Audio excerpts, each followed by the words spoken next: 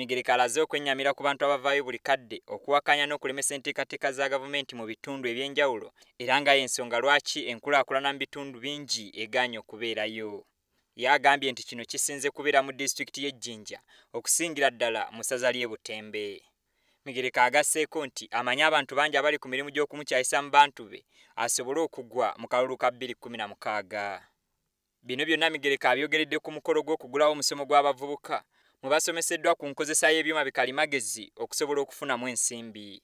Abavubuka abawera 200 be basomeseddwa mu nkola eno okuva mu masaza g'e Kakira ne Busende byonna nga biri mu disitulikiti y'e Jinja. And yet the training is good. And yet they are not organizing any alternative for you. Can you imagine? Fitina. Migereko asuubizza abavubuka abafunye okutendekebwa okubateekerawo ebbangukiro mu kibuga ky'e Jinja okusobola okussa amagezi ge bafunye mu nkola.